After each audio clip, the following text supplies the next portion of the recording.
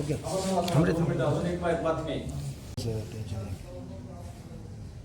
हे सगळे बोला ना, सानप असतील, सानप आपले अधिकारी सगळे बोला.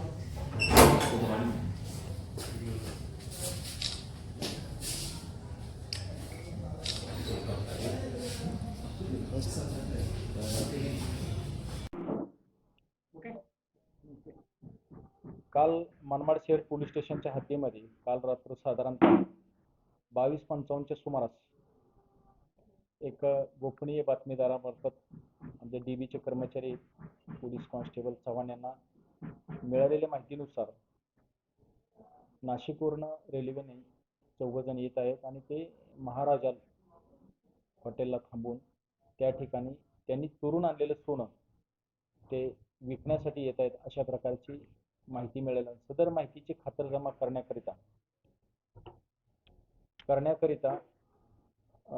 रवानगी देऊन 3 DBचा स्टाफ आणि पोलीस हवालदार सानप असे रवाना. दरम्यान सदर लॉजला जाऊन भेट देत असताना ते यापूर्वीच ते 4 जण त्या ठिकाणी पोहोचलेले होते आणि ते रूम पाहत होते.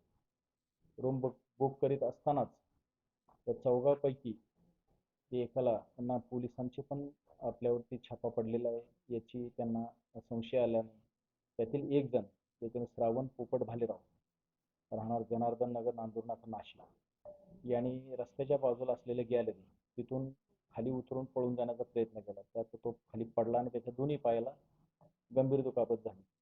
त्यानंतर पोलिसांनी जे वरती 3 जण होते त्या तिघांना त्यांचं साहित्य सगळं त्यांच्यासोबतच्या बॅगा ताब्यात घेतल्या आणि खाली आल्याने त्यांच्या लक्षात आलं की चौथा पण आहे आणि मग त्या 4 घेऊन पोलीस स्टेशनला आले.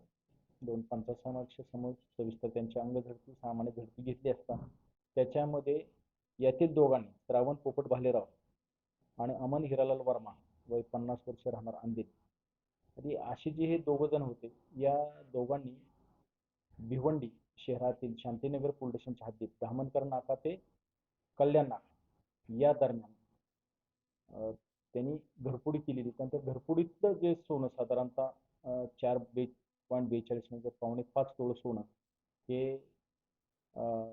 ह्या ठिकाणी विक्रीला घेऊन आलेले होते.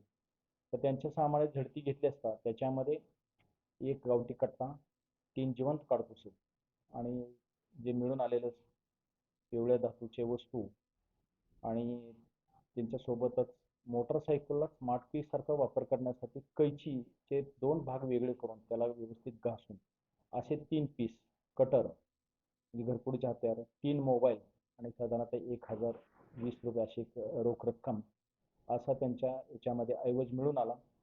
त्यावरून पंचनामा सविस्तर करून त्यानंतर त्यांच्या विरोधात जे पोलिसांसोबत त्यांची जी झालेली झटापट त्यावरून 353 जुना 353 शासकीय कर्तव्यात अडथळा आणि भारतीय हत्यार कायदा कलम 4/25 अन्वये गुन्हा दाखल करून जो जखमी झालेला होता जो पडला त्याच्यात पायाला गंभीर दुखापत झाली त्याला तात्काळ हॉस्पिटलला रवाना करण्यात आले.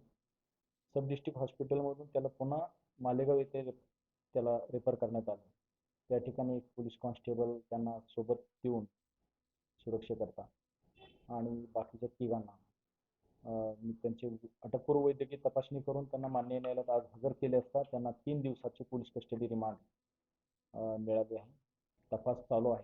सर याच्यामध्ये जे व्यक्ती कोणाला विकणार होते याचा काही तपास नाही ते फक्त जस्ट रूम बुक करत होते. रूमची पाहणी करत असतानाच पोलीस पथक धडकलं त्यामुळे त्याबाबत अजून काही माहिती मिळाली नाही आणि ते तपासांती आणि त्याचा तपासात शोध लावण्याचा प्रयत्न करतो. नेमकं कोणाला त्या ठिकाणी बोलवण्यात आलेलं होतं की बोलवणं बाकी होतं ते तपासात निष्पन्न होईल.